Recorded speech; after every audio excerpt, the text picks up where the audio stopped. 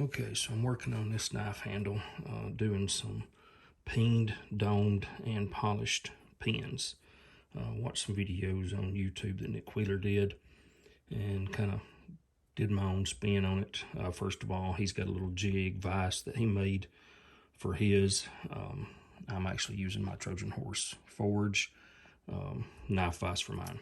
Anyway, the back, once I get the pins ready to go in, I will go ahead and dome one side, sand it down, polish the one side, the underneath. You can tell it here probably better. Once I've inserted the pins, and actually another thing I do a little differently than what he did is once I get my pins one side peened and domed and polished, I go ahead and rough up my pins just where the epoxy can hold on to something, and I actually epoxy mine in. I think the videos he showed, he didn't epoxy his in, but I rough up my pins and epoxy them in also.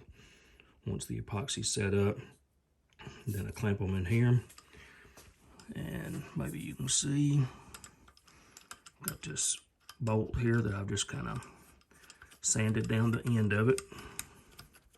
I'll screw it out to where you can see it.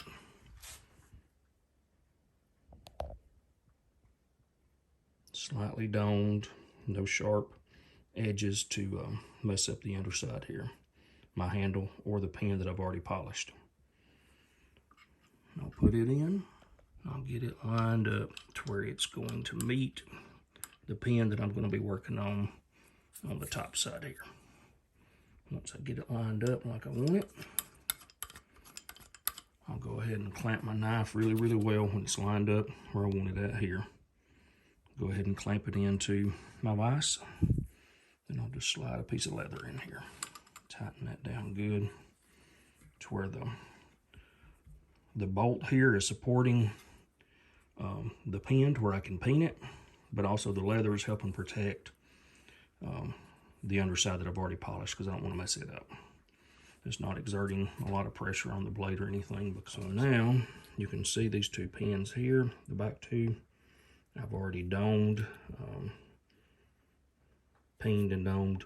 I've got to sand them down after I get finished with this one, and then I'll polish it all out. Then I'll show you what that looks like.